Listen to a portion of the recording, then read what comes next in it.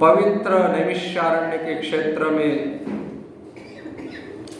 माँ भगवती गोमती गंगा के तट पर विराजमान भद्रवेदी पर बैठे हुए पुराणों के ज्ञाता सूत जी महाराज जी श्रीमद् भागवत का वर्णन कर रहे हैं। सामने बैठकर शुद्ध वैष्णव जिनके गले में पवित्र तुलसी की माला है, भुजाओं पर सुंदर शंख चक्र पद्म के चिन्ह है, ललाट पर ऊर्ध्व कुंड है, हाथों में सुंदर सुमरणी लिए हुए, हृदय में नटखट नंद के लाला का दृश्य छवि का स्मरण करते हुए श्रीमद् भागवत का श्रवण कर रहे हैं और बड़े ही प्रेम और उल्लास के साथ कथा श्रवण कर रहे हैं। उसी कथा के अंतर्गत सूत जी महाराज शुकदेव जी और परीक्षित का संवाद हम लोगों को श्रवण करा रहे हैं। परीक्षित निश्चिंत होकर सृष्टि के विषय में प्रश्न करते हैं और उसी के अंतर्गत शुकदेव जी महाराज कहते हैं कि एक बार विदुर और मैत्रेय का संवाद हुआ था। जो प्रश्न तूने मुझे किया है यही प्रश्न विदुर जी ने मैत्रेय जी को किया था। अब देखो यहाँ संत महात्माओं की विशेषता यह है, उसको चुपचाप बैठने दो। संत महात्माओं की कृपा यह है कि वो कभी भी अपने ऊपर ये नहीं लेते हैं कि मैं कह रहा हूं। देखो वक्ता का तो यही कहना है, वक्ता का सबसे बड़ा लक्षण यही है कि वो कभी भी अपने ऊपर नहीं लेता है। सूत जी महाराज भागवत का श्रवण करते हुए कहते हैं कि शुकदेव जी महाराज जी ने ऐसा कहा, शुकदेव जी महाराज जी ऐसा कहते हैं कि मैत्रेय जी ने विदुर जी को ऐसा कहा। कहने का तात्पर्य है कि जहाँ जिस वस्तु से, जिस क्रिया से, जिस भावना से मैं बढ़ता है, मैंपन बढ़ता है, अहंकार बढ़ता है, वो हमारा पतन का रास्ता है और जिससे मैंपन घटता है वो हमारा उत्थान का रास्ता है। तो ये सावधानी बताते हैं शुकदेव जी महाराज जी कि जीवन में ये सावधानी होनी चाहिए कि जब भी हम कोई काम करते हैं, कोई कुछ भी करते हैं, तो वो करते समय, शुभ कार्य करते समय ये हमेशा याद रखे कि यह शुभ कार्य मैं नहीं कर रहा हूं, ये भगवान करवा रहे हैं। क्योंकि हमारे जो पूर्वजों ने किया है वो पूर्वजों ने किया इसलिए हम कर रहे हैं। और यदि कोई शुभ कार्य करते हुए हमारा अहंकार पुष्ट होता है तो वो शुभ कार्य हमको अधोगति में ले जाने के लिए कारण ठहरता है। दिखने में तो बहुत शुभ दिखता है, अच्छा दिखता है, परंतु मैं और अहंकार, जिसको हम मैं कहते हैं, यही अहंकार है। ये यदि बढ़ता है तो समझ लेना यह कार्य हमको करना नहीं है। जिस कार्य से अहंकार नष्ट होता है वही कार्य हमारे कल्याण के लिए अच्छा है। तो इसी बात को ध्यान में रखते हुए शुकदेव जी महाराज जी कहते हैं कि मैत्रेय जी विदुर जी महाराज जी को सृष्टि का वर्णन बताते हुए कहते हैं कि एक बार क्या हुआ कि भगवान के पीठ में खुजली होने लग गई। तो भगवान ने कहा कि देखो, जय विजय को कहा कि अरे भाई इधर आ जाओ। जय विजय आ गए, बोले देखो मेरी आज्ञा का पालन करते हो? बोले हाँ, आपकी आज्ञा का पालन हम बिल्कुल करते हैं और करेंगे। और इस प्रकार से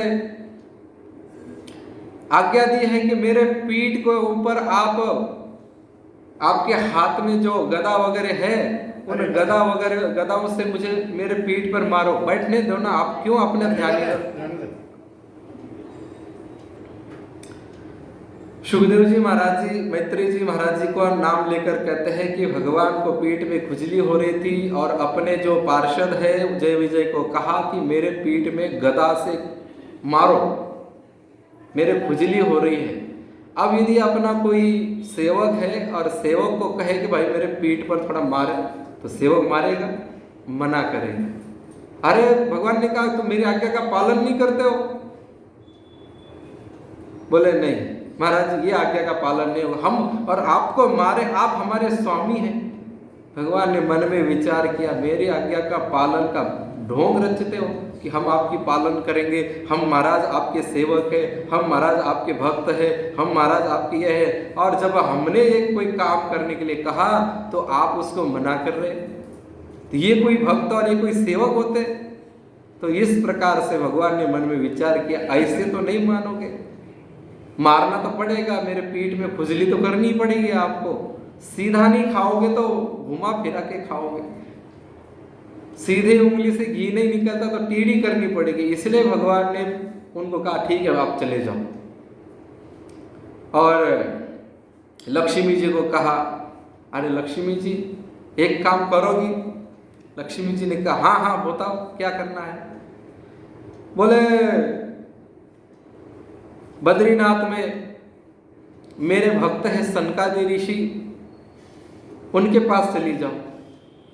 तो लक्ष्मी जी ने हाथ जोड़े, राम राम राम महाराज क्या कह रहे, वो बड़े त्यागी है, तपस्वी है, उनका तो बिल्कुल आसक्ति नहीं है, मोह है ही नहीं, माया उनके पास चलती नहीं है, और आप उनके पास भेज रहे हैं मुझे, वो मेरा बिल्कुल आदर नहीं करेंगे, मैं अपना अपमान करने के लिए क्यों जाऊं वहां। तो भगवान ने देखा कि अच्छा भक्त तो मेरी बनती है और मान सम्मान खुद का देखती है, अच्छा ठीक है ये बात है ना। फिर कहा कि एक काम करो, तुम वहां जाकर उनसे बात मत करो, कुछ मत बोलो, बस वहां जाओ और उनकी एक परिक्रमा करके वापस आ जाओ। अब लक्ष्मी करती क्या है भगवान के पास रहकर, क्या करती है, भगवान की चरण सेवा करती है, भगवान के पैर दबाती है, और भगवान के पैरों में तुलसी चढ़ती है, चंदन चढ़ता है, और तुलसी की सुगंध और चंदन की सुगंध और केसर की सुगंध। अब वो पैर दबाती है तो उसके हाथ में केसर लग गया, तुलसी की सुगंध लग गई और केसर की सुगंध लग गई। अब वो चली गई और गई जहाँ सनकादि ऋषि तपस्या कर रहे थे, वहां जाने के बाद उनकी एक परिक्रमा करके वापस आ गई। अब वो जो गई तो उसके साथ साथ तुलसी की सुगंध गई, चंदन की सुगंध गई, केसर की सुगंध गई, और वो सुगंध वो चारों सनकादि ऋषियों के नाक के माध्यम से हृदय में पहुंची। उनको पता चला अरे तुलसी की सुगंध आई है, आहा कितनी श्रेष्ठ तुलसी की सुगंध है। अरे तुलसी की सुगंध तो भगवान विष्णु के चरणों से आती है, क्योंकि भगवान विष्णु के चरणों में तुलसी चढ़ाई जाती है। तो विष्णु भगवान की याद आई और उन्होंने विचार किया आहा कई दिन हो गए कि भगवान के दर्शन ही नहीं किए, चलो चलो वैकुंठ चलते, भगवान के दर्शन करते, कई समय हो गया। और इस प्रकार से भगवान के तुलसी के सुगंध से प्रेरित होकर वह वैकुंठ चले जाते हैं, और वैकुंठ में जाते हैं, और वैकुंठ में जाने के बाद में अब वैकुंठ में कौन जाता है, जिसने अपने आप को, अपनी जो इंद्रिया है उनको सबको वश कर लिया है, जिसको काम नहीं है, क्रोध नहीं है, मोह नहीं है, मद नहीं है, और जो केवल एक भगवान का ध्यान करता है, भगवान का चिंतन करता है, भगवान का नामस्मरण करता है, वही वैकुंठ में जाता है।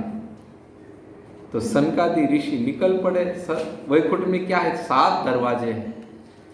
अब उन्होंने 6 दरवाजे पार किए, 7वां दरवाजा पार करके अंदर जाने लगे तो इतने में जो उनके भगवान के द्वारपाल थे जय और विजय, उन्होंने उनको रोक दिया। अब क्यों रोका, कि उनको ये अहंकार था कि हम भगवान वैकुंठनाथ के द्वारपाल हैं, हमारी आज्ञा के बिना भीतर कोई भी नहीं जा सकता है। यहाँ तक कि वो लक्ष्मी जी को भी टोक देते थे। और उनको लगा देखो बड़ों के सेवा में रहना, बड़ों के भक्त बनना, बड़ों के चेला बनना ये कोई साधारण नहीं है, बहुत बड़े महंत है और उस महंत के चेला बन जाओ, उनकी कथा सुनो, उनके प्रवचन सुनकर बड़े आकर्षित होते हैं, बड़े मन में भावना होती है और जाकर उनके चरणों में बोलते महाराज हम तो आपका शिष्य बनना चाहते हैं। महाराज तो तैयार ही रहते हैं, महंत महामंडलेश्वर शिष्य बनाने के लिए तैयार रहते हैं, परंतु वहां पर अपने को एक विचार करना चाहिए, हम इनके शिष्य बन के हमारा अहंकार तो नहीं बढ़ रहा है, हमारे मन में ये तो नहीं आ रहा है कि अरे हम इतने बड़े मंडलेश्वर के शिष्य बन रहे, अरे हम इतने बड़े महात्मा के शिष्य बन रहे। यह यदि अहंकार आता है तो वो अहंकार डुबाने वाला है। ऐसा ही अहंकार जय विजय को हुआ कि हम इतने बड़े वैकुंठनाथ भगवान के सेवक हैं, इसलिए बड़ों के पास रहना है ना तो बड़े सावधानी से रहना पड़ता है। साधु, अग्नि और राजा इन तीनों के कभी पास में नहीं जाना चाहिए, इनके ज्यादा पास में जाओगे तो हानि होती है। राजा के ज्यादा सम्मुख रहोगे, ज्यादा पास में रहोगे, थोड़ी सी गलती हो जाएगी तो राजा उसको बड़ा दंड देते। और लोगों के मन में भी आता है कि राजा के पास ज्यादा आता है तो ईर्ष्या पैदा होती है। और अग्नि के ज्यादा पास में जाओगे तो अग्नि जला देती है, और साधु के ज्यादा नजदीक रहोगे, साधु के ज्यादा पास में जाओगे तो उनका आचरण व्यवहार देखकर हमारी श्रद्धा, हमारा विश्वास कम हो जाता है, मन में साधु के प्रति दोष आ जाता, द्वेष हो जाते हैं, अवगुण दिखाई देने लगते हैं। अवगुण होते नहीं है परंतु हमको वो अवगुण दिखते हैं क्योंकि हमारी बुद्धि की लेवल उतनी नहीं है कि जो हम उनको समझ सके, इसलिए साधु से भी दूर रहना चाहिए। आए सत्संग किए, हमारे जीवन उपयोगी बातें ले ली, उपदेश ले लिया और फिर उनको काम लेने के लिए, व्यवहार में लेने के लिए, आचरण में धारण करने के लिए चले गए। तो इस प्रकार से इन तीनों से बचना चाहिए। परंतु ये इतने बड़े हो सेवक होकर अहंकार हो गया, भगवान को अहंकार पसंद नहीं है। भगवान ने देखा कि ऐसे तो कैसे काम चलेगा, वैकुंठ में आकर और मेरी बात तो मानते नहीं है और अहंकार करते हैं कि मैं भगवान, हम भगवान के सेवक हैं। तो सनकादि ऋषियों को उन्होंने देखा, अरे ये 4-5 साल के बच्चे नंग धड़ंग कहाँ चले जा रहे हैं, अरे ये तो वैकुंठ है, भगवान विश्वनाथ का मंदिर है, यहाँ कैसे जा रहे हैं, ना तो तन पर कपड़ा है ना कुछ है। और उन्होंने रोक दिया, और रोकने के बाद में देखो संतों को कभी गुस्सा आता नहीं है, क्रोध आता नहीं है। क्रोध तो संत क्यों करते हैं, भगवान की प्रेरणा से करते हैं। और उनको क्रोध आ गया और उन्होंने उनको शाप दे दिया कि जाओ आप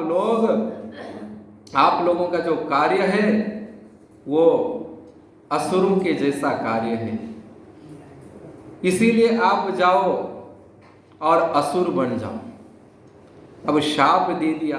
भगवान को भीतर पता चला कि संत ऋषि आए हैं, भक्त आए हैं, और उनको रोकने का काम इन्होंने किया और उन्होंने शाप दिया। तो भगवान निकले हैं, तो निकलते समय उन्होंने गरुड़ जी को कहा, अरे गरुड़ चल बोले मेरे साथ, और लक्ष्मी जी को भी कहा कि लक्ष्मी जी चलो मेरे साथ।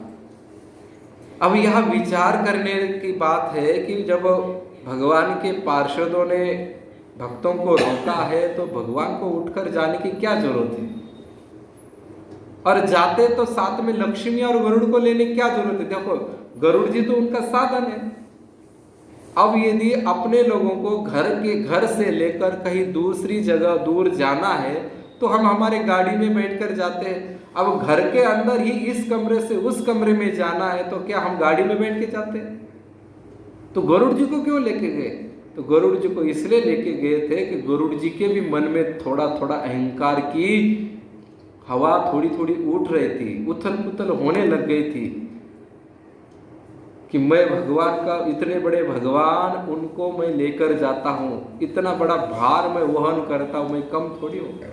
और भगवान को अहंकार पसंद नहीं है, इसलिए भगवान ने कहा, देखा, विचार किया कि सनकादि ऋषियों ने जो मेरे पार्षदों को शाप दिया है, क्यों दिया ये इनको पता चलेगा तो इनका भी अहंकार नष्ट हो जाएगा। लक्ष्मी जी को भी पता चला, लक्ष्मी जी को साथ लिया।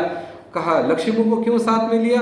लक्ष्मी जी को इसलिए साथ में लिया कि लक्ष्मी एक दिन रात में भक्तों की सेवा करके आ रही थी, तो पार्षदों ने, जय विजय ने उनको रोक दिया और कहा कि माता जी रात रात तक बाहर घूमती है, इतनी देर बाहर क्या करते? अरे तुम कौन होते हो पूछने वाले?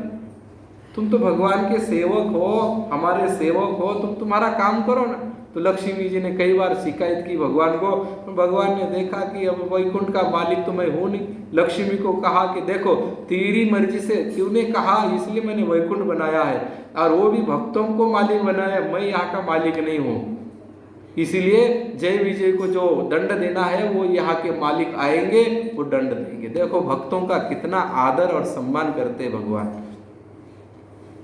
और इस प्रकार से लक्ष्मी को साथ लेकर आए हैं और कहते हैं जय विजय के पास आने के बाद, और वो जो सनकादि ऋषियों ने देखा कि साक्षात वैकुंठनाथ भगवान पधारे हैं, तो उन्होंने वहीं से लेटकर दंडवत प्रणाम किए हैं और कहा कि महाराज हम लोगों को क्षमा करो, वैकुंठ में आने के बाद हम लोगों को क्रोध आ गया, ऐसे कैसे, और क्रोध आकर हम लोगों ने इनको शाप दिया, हमसे बड़ा अपराध हो गया। तो भगवान ने हाथ जोड़कर कहा कि नहीं, आप तो वैकुंठ के मालिक हो, आप लोगों के लिए ही वैकुंठ बनाया है, मैं तो कहीं भी रह सकता था, कहीं भी सो सकता था, ये वैकुंठ तो आपका है। और आपको मालिक, आप और आप रोकते, आपको मालिक को कोई सेवक रोक देता है तो मालिक उसे दंड देता है, आपने जो इनको दंड दिया है वो सही किया है। फिर भी सनकादि ऋषियों ने कहा कि महाराज वैकुंठ में आने पर क्रोध आए, ये कैसे, लोग क्या सोचेंगे? भगवान ने कहा कि कोई बात नहीं है, ये मेरी प्रेरणा से सब हो रहा है, इसलिए इस ऐसा मत समझो कि आपने अपराध किया है, आपसे कोई अपराध हुआ है, ये अपराध नहीं है। वास्तविकता तो यह है कि भक्त ही सब जगत का मालिक होता है, क्योंकि भक्त ने भगवान को सब कुछ अपना मान लिया है, भक्त ने भगवान के ऊपर छोड़ दिया है, इसलिए जो होता है वो भगवान के अनुसार ही होता है। देखो भक्त तो भगवान के ऊपर डाल देते हैं और भगवान भक्त के ऊपर डाल देते हैं। क्या प्रेम है, कितना विलक्षण प्रेम है। सनकादि ऋषि कहते हैं हमसे अपराध हो गया, इधर भगवान कहते हैं कि नहीं, हमसे अपराध हुआ है महाराज, आपसे नहीं हुआ है। और फिर क्या कहते हैं, सोहम भवद्य उपलब्ध सुतीर्थ कीर्ति चिंद्याम स्वबाहुमपि वह प्रतिकूल वृत्तिम। भगवान हाथ जोड़कर कहते हैं, देखो भक्त का कितना आदर करते हैं, सावधान हो जाओ, अभी से इसी वक्त से सावधान हो जाओ, कभी भी किसी भक्त का अपराध ना हो अपने से, कभी भी सपने में भी, स्वप्न के अंदर भी भगवान के भक्त का अपराध नहीं होना चाहिए। देखो अपराध का फल देखो, भगवान कहते हैं कि मेरे भक्त का जो अपराध करता है उसको मैं कभी भी क्षमा नहीं कर सकता।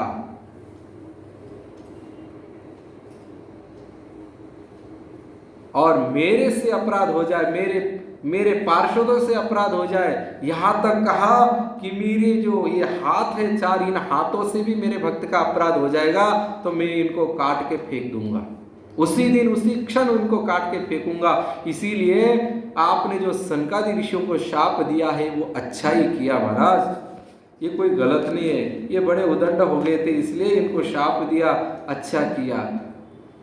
अब देखो किसी के सामने अपने सेवकों को इतना कुछ कह दे, सुना दे तो सेवक को अच्छा लगेगा।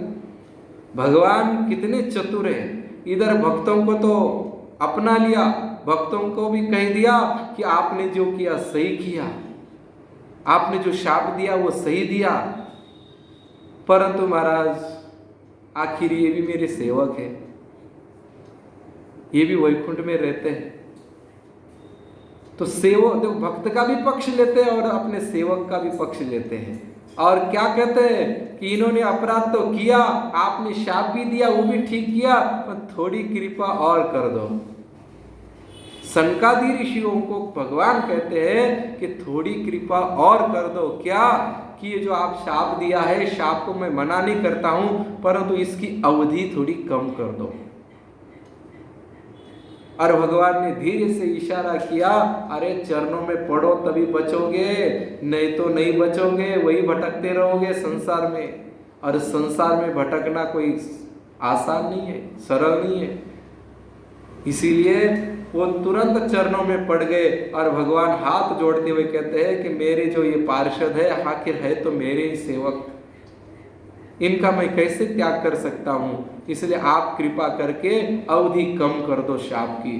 फिर सनकादि ऋषियों ने 3 जन्म तक ये राक्षस बनेंगे, असुर योनि में जाएंगे और उसके बाद में फिर ये आपके पास आएंगे, वैकुंठ में आ जाएंगे।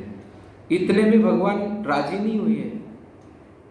पृथ्वी पर जन्म लेना तो ठीक है, पर पृथ्वी से वापस वैकुंठ में जाना इतना सरल नहीं है। आना तो सरल है, जाना सरल नहीं है।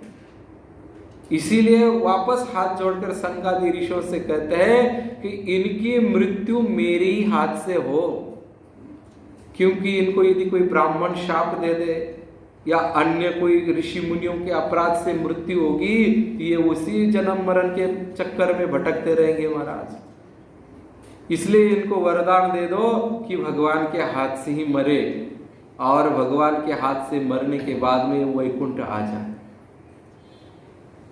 देखो भगवान की कितनी कृपा है, कितना ध्यान रखते हैं, भक्त का भी ध्यान रखते हैं और अपने सेवक का भी ध्यान रखते हैं। और ऐसे प्रेमी भगवान को छोड़कर हम संसार में लगे हैं, ना तो हम भक्त बन रहे हैं ना भगवान के सेवक बन रहे हैं। सेवक का मतलब महाराज जी कोई कहेंगे कि महाराज जी हम तो भगवान के सेवक बनना चाहते हैं, परंतु सेवक तो बनेंगे कब बनेंगे? अब भगवान हमारे सामने आ जाए तो हम उनके पैर दबा देंगे, माथा दबा देंगे, उनकी सेवा करेंगे। तो भगवान कहते हैं कि मेरी सेवा करनी है तो मेरा ही यह स्वरूप संसार है, इसकी सेवा करने से मेरी सेवा हो जाती है। तो सेवा करनी हो तो संसार की, और प्रेम करना है तो हमसे करो। और इस प्रकार से जय विजय को शाप मिला है। जय विजय फिर दिति के गर्भ में आए हैं। एक दिन की बात है, मैत्री जी कहते हैं कि एक दिन दिति शाम के समय कश्यप जी को अपनी मनोकामना बताती है। कश्यप जी कहते हैं कि समय ठीक नहीं है, इसलिए थोड़ी देर रुक जाओ, संध्या का समय है, संध्या के समय बीत जाने के बाद में तुम्हारी जो मनोकामना है, तुम्हारी इच्छा है, वो पूरी कर देंगे। परंतु दिति के अंदर काम की वेदना ज्यादा बढ़ गई। इतनी सुंदर कथा है, इतना सुंदर उपदेश इससे मिलता है। इस कथा के माध्यम से सुखदेव जी महाराज हम लोगों को ये कहना चाहते हैं कि यदि पुत्र के प्राप्ति करने की इच्छा है मन में, तो उसके लिए समय देखो, कौन सा समय अनुकूल है।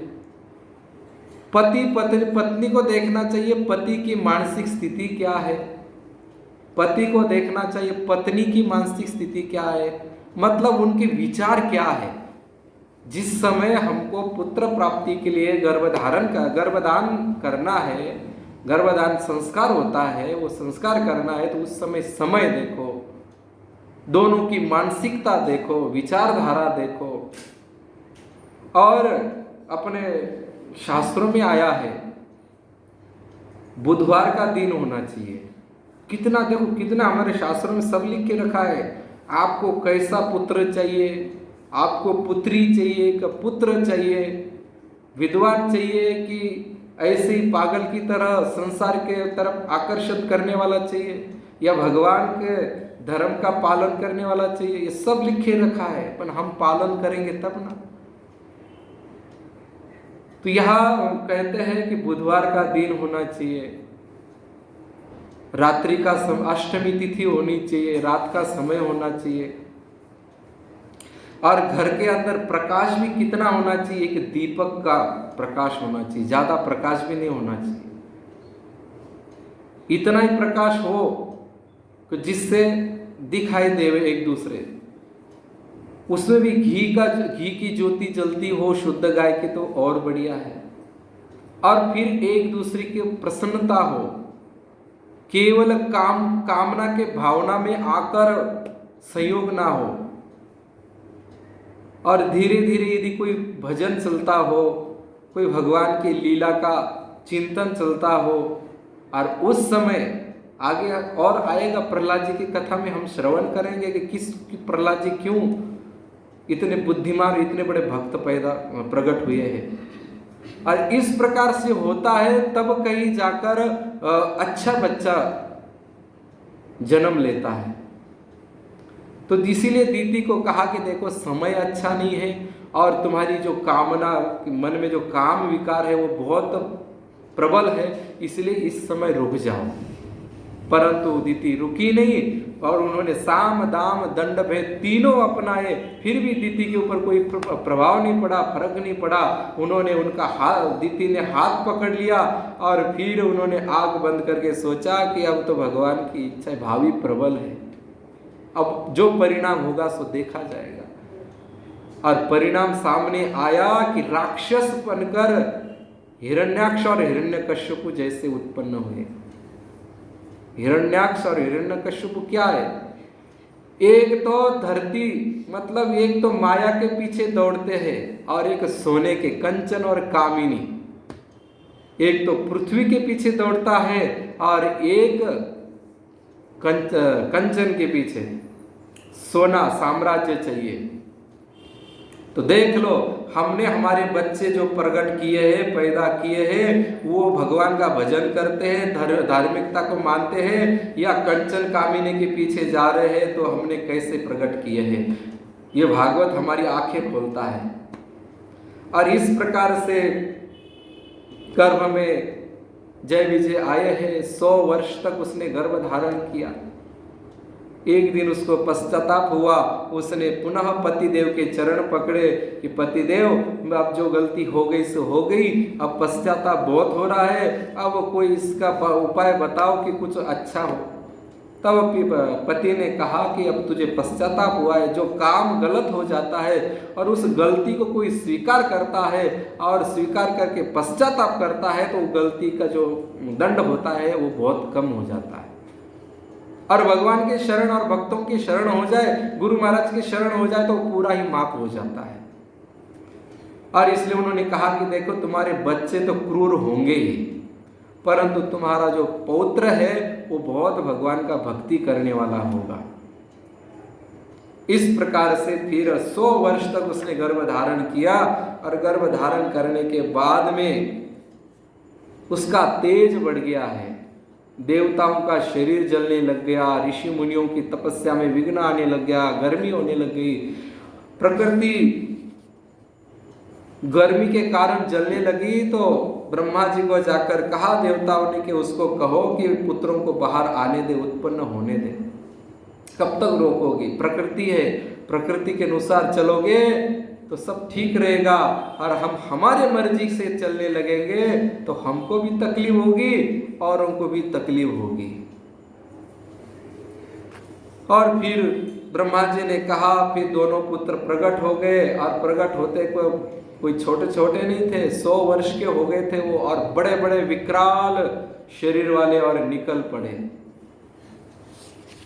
और इस प्रकार से इधर क्या हुआ, ब्रह्मा जी ने, मैत्री जी कहते हैं कि ब्रह्मा जी ने सृष्टि उत्पन्न करने के लिए सबसे पहले तो सनकादि ऋषि हुए, उसके बाद में सप्त ऋषि हुए। देखो, भगवान का ध्यान भजन करते हुए, साधन भजन करते हुए, अच्छे किताबें पढ़ते हुए, अच्छे उपदेश श्रवण करते हुए जो हम उत्पत्ति करते हैं, संतान उत्पन्न करते हैं, तो वो सनकादि ऋषि की तरह भजनानंदी होती है।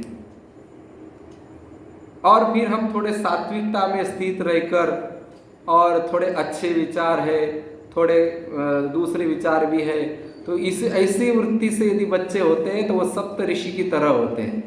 वो दोनों काम करते हैं, भजन भी करते हैं और थोड़ा बहुत संसार की तरफ भी मन जाता है। तो सप्तऋषियों को कहा कि सृष्टि करो, तो सबसे सप्तऋषियों ने हाथ जोड़ दिया, महाराज हमारे बड़े भाइयों जो कहा है ना, देखो मन में थोड़ी सी इच्छा भी है, परंतु उस इच्छा को दबा कर कहते हैं कि देखो हमारे बड़े भाई सनकादि में भजन कर रहे हैं तो हम भी भजन करना चाहते हैं। देखो भगवान के पास नाटक नहीं चलता है, भगवान बहुत चतुरानन है। हम भगवान के सामने चतुराई लगाने जाते हैं, परंतु भगवान के सामने चतुराई नहीं चल सकती है, इस बात को स्वीकार कर लो। चतुराई संसार में चल सकती है पर भगवान के सामने नहीं। तो इन्होंने चतुराई की और कहा कि देखो हम तो भजन करना चाहते हैं। ब्रह्मा जी ने कहा ठीक है। ब्रह्मा जी मन में तो समझ गए, परंतु क्रोध आ गया और क्रोध के कारण फिर सृष्टि उत्पन्न करने गए तो रुद्र प्रकट हुए और रुद्र प्रकट हुए, नील लोहित उनका रंग है। रुद्र जब शंकर भगवान प्रकट हुए तब उनका कलर जैसा खून निकलने के बाद जम जाता है ना, वो नीला और काला हो जाता है, तो उसी प्रकार उनका रंग है। उन्होंने कहा कि ब्रह्मा जी को मैं क्या करूं, बताइए क्या आज्ञा है। बोले सृष्टि चलाओ, सृष्टि को आगे बढ़ाओ। और वो बढ़ाने लग गए और क्रोध की सृष्टि, अब क्रोध से उत्पन्न हुए तो वो कोई अच्छा कार्य थोड़ी करेंगे। फिर उन्होंने भूत प्रेत वेताल डाकिनी शाकिनी तैयार किए। तो भगवान ब्रह्मा जी ने देखा अरे सृष्टि को आगे बढ़ाने के लिए मैंने कहा है, तूने तो ऐसे उत्पन्न कर रहे हो, तो सृष्टि को ही खा जाएंगे जो बनाई मैंने। बोले तुम रुक जाओ। और शंकर भगवान को कहा कि तुम अपनी सृष्टि रोक दो। तो बोले मैं क्या करूं। बोले तुम कैलाश में जाओ एकांत में और वहां जाकर भजन करो, ध्यान करो। और वही शंकर भगवान कैलाश में जाकर और शांताकारम भुजग शयनम जो विष्णु भगवान है उनका ध्यान करने लगे। ध्यान करते करते इतने मग्न हो गए कि जो नील लोहित कलर था वो कलर तो चला गया और कर्पूर गौरम करुणावतारम इस प्रकार से गौर वर्ण हो गए। जैसे जिसका चिंतन करोगे उसके गुण आ जाते हैं। भक्तों का चिंतन करोगे तो भक्त बन जाओगे, भगवान का चिंतन करोगे तो भगवान के जैसे बन जाओगे, पार्षद हो जाओगे, वैकुंठ में चले जाओगे। और इस प्रकार से फिर भगवान ब्रह्मा जी ने विचार किया कि सृष्टि कैसे होगी, ऐसे तो पारनी पड़ेगी। और विचार किया और फिर स्वयं अपने भीतर से ही आधे अंग से तो एक पुरुष पैदा किए और एक स्त्री पैदा की। अब स्वयं से पैदा हो गई है इसीलिए स्वयंभू, और मन से संकल्प किया इसलिए मनु। स्वयंभू मनु और शतरूपा एक स्त्री और एक स्त्री पुरुष का जोड़ा उत्पन्न हो गया। तो जैसे ही मनु ने देखा शत्रुपा को और शत्रुपा ने देखा तो एक दूसरे के प्रति आकर्षित हो गए, एक दूसरे को अपनाने की इच्छा हो गई। और जो भजन करने के लिए गए थे कि मन में थोड़ा सा भाव था कि संसार भी कर ले और भजन भी कर ले, ऐसे सप्तऋषियों के मन में फिर आ गया। शत्रुपा को देखा तो मन में भी सृष्टि करने की मन में आई। भाव छिपता नहीं है कभी। और इसलिए ब्रह्मा जी ने देखा कि ब्रह्मा जी ने कहा कि देखो अभी तो कुछ नहीं होगा, आगे सृष्टि बढ़ेगी तो आपका भी विवाह कर देंगे, चिंता मत करो। और इस प्रकार से मनु और शत्रुपा को सामने देखकर मनु जी कहते हैं, स्वयं वो मनु हाथ जोड़कर कहते हैं कि ब्रह्मा जी अब बताइए, हम आपके सेवक हैं, हम क्या आपके आप प्रसन्न हो जाए, आप खुश हो जाए, ऐसा कौन सा हम कार्य करें। देखो पुत्र ऐसा होना चाहिए कि जो माता पिता के सामने हाथ जोड़कर कहे कि बोलिए माताजी पिताजी हम आपके प्रसन्नता के लिए क्या करें, जिस कार्य से आप प्रसन्न हो जाए वही कार्य हम करें। ऐसा यदि पुत्र हमारे सामने आकर कहे कि माताजी के चरण छूकर माताजी आप मेरी माँ हैं, माँ बताओ तुम मेरी प्रसन्नता के लिए मैं क्या करूं, तो माँ का हृदय कितना भर आएगा, कितनी प्रसन्नता होगी उसको। पर उसके लिए वैसा पुत्र भी पैदा करना पड़ता है, उसके लिए वैसे प्रयत्न करने पड़ते हैं, शुरू से ही आचरण व्यवहार वैसा करना पड़ता है। हमने खुद ने देखा है कि नासिक में एक भक्त थे, उनको ये बात, उन्होंने एक कथा में जब एक बात सुनी उन्होंने, तो उन्होंने कहा कि महाराज जी हम करके देखते हैं कि ऐसा पुत्र होगा कि नहीं होगा। तो उन्होंने प्रयत्न किए, जो जो विधि है, जो गर्भधान संस्कार की विधि से 1 महीने पहले चालू जो विधि होती है उस विधि से उन्होंने किया। तो वो पुत्र इतना होशियार है, 14 ही साल का है, परंतु उसके जो भी शास्त्र सामने आता है तो बस यूं एक बार पढ़ लिया तो याद हो जाता है उसको।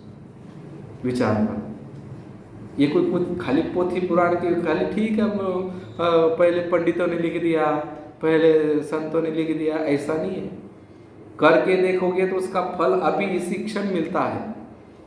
वो बच्चा कोई ज़्यादा बड़ा नहीं, 14-15 साल का है, परंतु वो इतना पढ़ाई में तेज है। बस किताब जो जैसे हम आजकल वो फिल्मों में देखते हैं ना कि ऐसे ऐसे ऐसे पढ़ लिया उसको याद हो गया, वो तो ऐसे ही दिखाते हैं, परंतु ये प्रैक्टिकल है। प्रैक्टिकल उस लड़के से आप देख सकते हैं। तो ऐसे जब हमारी भावना अच्छी होगी तो वही आगे प्रकट होगी। और इस प्रकार से मनु ने कहा कि आप बताइए। तो ब्रह्मा जी का हृदय गदगद हो गया। उन्होंने कहा कि जाओ बेटा। बड़ी प्रसन्नता से उनके भीतर से भाव निकले, आशीर्वाद निकला। माँ बाप का आशीर्वाद बहुत काम करता है। माँ बाप के भीतर से जो भावना निकलती है वो बहुत 100% इफेक्ट करती है। वो अच्छी भावना निकलेगी तो अच्छा काम करेगी, और बुरी भावना निकलेगी तो वही उनके ऊपर जाकर प्रभाव डालेगी। स्वामी राम सुखदास जी महाराज जी कहते थे कि यदि किसी का बेटा कहना नहीं मानता है, खराब है, गालियां देता है, तो उसके लिए बहुत सुंदर उपाय बताते थे। बोले क्या करना चाहिए? जैसे कोई पत्नी है, पति बात नहीं मानते, शराब पीते, सिगरेट पीते और मांस वगैरह खाते हैं, तो क्या करें? पति जो सो जाए तो उसके बाद में उनकी सांस देख लेकर फुल सो गए हैं, और उनकी जहाँ तक उनकी वो जो सांस की हवा आती है, सांस लेते हैं ना, सोने के बाद सांस बंद थोड़ी होती है, हम सांस लेते रहते हैं। तो सांस लेते समय जहाँ तक वो हवा आती है वहाँ तक अपना मुख ले जाए और धीरे धीरे मंद भाव से कहे कि मेरे पति बहुत अच्छे हैं, इनकी धर्म में बहुत भावना है, धर्म के प्रति बहुत अच्छे काम करेंगे, और धर्म का कार्य करने के लिए आज के बाद ये कभी शराब नहीं पिएंगे, कभी सिगरेट नहीं पिएंगे, और कभी भी किसी को गाली गलौज नहीं करेंगे। ऐसा यदि उनके वो श्वास में कहते रहेंगे तो वो भाव, वो परमाणु उसके श्वास से अंदर जाएंगे और धीरे धीरे उसके अंदर परिवर्तन होता है। उन्होंने देखा परिवर्तन होते हुए। तो ऐसा उपाय करेंगे, और अपने पुत्र के लिए भी ऐसा है, जो पुत्र सो जाए तो वो ऐसा उपाय करे तो इसके बड़े अच्छे परिणाम होते हैं। तो इस प्रकार से माता पिता के हृदय से जो भाव निकलते हैं वो बहुत काम करते हैं। तो माता पिता को कभी तकलीफ नहीं देनी चाहिए। और इसी प्रकार से बड़े गदगद होकर और आशीर्वाद दे रहे हैं। आशीर्वाद देने के बाद कहते हैं कि जाओ पृथ्वी पर और तुम प्रजा का पालन करो, प्रजा की उत्पत्ति करो और सृष्टि चलाओ। मेरी ये जो सृष्टि है, मेरा जो काम है वो काम आगे चलाओ। जो पिता का व्यापार होता है उस व्यापार में पुत्र जाकर काम करने लगता है, मदद करने लगता है, व्यापार खूब उन्नति करता है, तो माता पिता कितने राजी हो जाते, कितने प्रसन्न होते। तो इसी प्रकार से मनु जी ने कहा कि ठीक है महाराज, और मनु जी ब्रह्मा जी की आज्ञा लेकर निकल पड़े और पृथ्वी की खोज करने लगे। तो पृथ्वी कहाँ है? देखा तो पृथ्वी तो रसातल में चली गई हुई है। उन्होंने पिताजी को कहा कि पृथ्वी तो है नहीं, मैं कैसे करूं, आपका जो काम है वो आगे कैसे बढ़ाऊं? तो ब्रह्मा जी ने विचार किया, थोड़ी चिंता हो गई कि महाराज जिस पृथ्वी पर आपके भक्त आपका गुण गाएंगे, आपका वर्णन करेंगे, कथा करेंगे, कथा श्रवण करेंगे, जन्माष्टमी मनाएंगे, रामनवमी मनाएंगे और ध्यान करेंगे, भजन करेंगे, राम राम करेंगे, परंतु वो पृथ्वी रसातल में गई है, इसलिए आप कृपा करो। और भगवान तुरंत उनके नासिका से और वराह रूप में अवतार लिए। बोलिए वराह भगवान की। और देवताओं ने दुंदुभी बजाई है, तालियां बजाई है, नगारे बजाए, शंख बजाए, और इस प्रकार से वराह भगवान नाक से निकले तो अंगूठे की तरह थे। पर देखते ही देखते विशाल आकृति के हो गए और सीधे समुद्र में जाकर कूद गए और पृथ्वी को लेकर वापस आने लगे। इतने में उनको सामने हिरण्याक्ष मिल जाता है। हिरण्याक्ष मना करता है क्योंकि उसको पृथ्वी चाहिए। माता पिता कहते हैं अरे कुछ भजन करो, कुछ वाणी जी पढ़ो, कुछ किताबें पढ़ो। पुत्र कहते हैं अरे मुझे तो वो व्यापार करना है, उधर प्लॉट लेना है, उधर खेती लेनी है। तो समझ लेना ये हिरण्यकश्यप है, हिरण्याक्ष है। हमने हिरण्याक्ष को पैदा किया है, प्रहलाद को नहीं। और इस प्रकार से फिर उनकी लड़ाई होती है और विष्णु भगवान सब सहन करते हैं और मन में सोचते हैं अरे विजय तुझे पहले कहा था, उस समय खुजली करता तो इस समय इतना अफंड नहीं होता। अब तो मारना तो पड़ेगा, उस समय मारता मेरे पीठ में।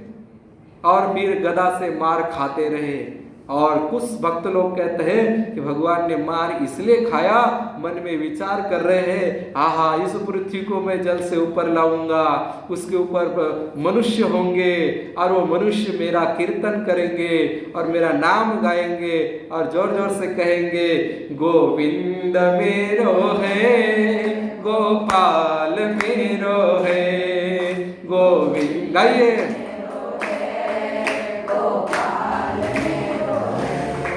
श्री बाके बिहारी नंदलाल मेरो है, श्री बाके बिहारी नंदलाल मेरो है। गोविंद मेरो है, गोपाल मेरो है। गोविंद मेरो है, गोपाल मेरो। बोलिए आनंद गंध भगवान। भगवान क्या विचार कर रहे हैं, ये सोच सोच के बड़े आनंदित हो रहे हैं, बड़े प्रसन्न हो रहे हैं कि इस पृथ्वी पर धर्म करेंगे, कर्म करेंगे, मेरी जनता की सेवा करेंगे और मुझसे प्रेम करेंगे। और हम क्या कर रहे हैं? परंतु भगवान खुश हो रहे हैं और पृथ्वी को लेके आ रहे हैं, पीठ में मार खा रहे हैं। हमारे लिए भगवान मार खा रहे हैं और हम कहते हैं अरे भगवान तो कहाँ है, हम जो करते हैं वही होता है, मेरे बच्चे करेंगे वही होगा। अरे मेरे बच्चे नहीं कमाएंगे, मेरे पति नहीं कमाएंगे तो हम क्या खाएंगे? अरे कभी भूखे रह के देखो 4-5 दिन, फिर पता चलेगा कि भगवान खिलाते कि नहीं खिलाते। और इस प्रकार से भगवान पृथ्वी को ऊपर लेकर आए और फिर कहते हैं कि अब आ जाओ, 2-2 हाथ कर ले। भगवान ने जोर से मुक्का मारा और उसको वही पूरा कर दिया। बोले भक्तवत्सल भगवान की। और इस प्रकार से वराह भगवान का अवतार हुआ है। और उसके बाद में फिर हम स्वयंभू मनु और शत्रुपा सुंदर ऐसे प्रकृति का निर्माण करते हैं, अनेक प्रकार की सृष्टि रचते हैं। और जो फिर मनु जी के 5 संतानें होती हैं। तो 5 संतानें कौन कौन है? प्रियव्रत, उत्तानपाद, ये तो 2 उनके पुत्र हैं और 3 पुत्री है। तो इतने में कहते हैं कि विदुर जी महाराज कहते हैं कि महाराज जी हमको एक एक का वंश सुनाओ, क्योंकि इनके वंश में जो प्रियव्रत का वंश है, जो उत्तानपाद का है, जो आकुति का है, प्रसूति का है, देवहूति का, इनके वंश में बहुत बड़े बड़े भक्त हुए हैं। और इसीलिए उन भक्तों के चरित्र श्रवण करने हेतु विदुर जी प्रश्न करते हैं कि इनका एक एक का वंश सुनाओ। और वंश सुनाते हुए फिर कहते हैं कर्दम जी हुए, ब्रह्मा जी के पुत्र हुए कर्दम जी। और कर्दम जी जाकर भजन कर रहे, तपस्या कर रहे। और वो तपस्या करते हुए ब्रह्मा जी ने देखा कि इनकी जो 3 पुत्रियां हैं, आगे तो वंश चलना चाहिए। तो मनु जी को जाकर कहा कि तुम्हारी जो पुत्री है 3 नंबर की देवहूति, वो मेरे पुत्र को जाकर दे दो, कर्दम जी को, और फिर वो भी सृष्टि चलाएंगे। खाली तुम्हारे अकेले से चलाने से कुछ होगा नहीं, इसलिए उनके साथ विवाह करा दो उनको, और उनके साथ विवाह हो जाएगा तो सृष्टि और तेजी से बढ़ेगी। क्योंकि देखो अपने पिता जो व्यापार करते हैं और व्यापार में पुत्र यदि एक थोड़ी सी उन्नति करते तो उनको थोड़ी प्रसन्नता होती, पर उनको ऐसा लगता है कि मेरा बेटा खूब उन्नति करे, खूब व्यापार बढ़ाए, खूब पैसा कमाए, धन कमाए। ऐसे ही ब्रह्मा जी के मन में आया कि मेरी जो सृष्टि चल रही है ये और बढ़े और आगे बढ़े।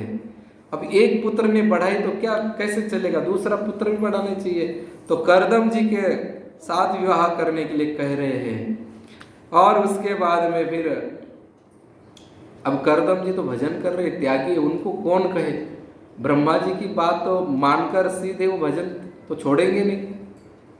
तो भगवान को कहा और भगवान ने फिर करदम जी को पास आकर प्रसन्न हो गए और करदम जी को आशीर्वाद दिया। करदम जी समाधि से उठकर भगवान को प्रणाम करते हैं। करदम जी की सरलता और उनकी तपस्या, उनका प्रेम, उनका भाव देखकर भगवान के आंख में आंसू आ गए और आंखों से आंसू गिर गया, उसी से बिंदु सरोवर हो गया है।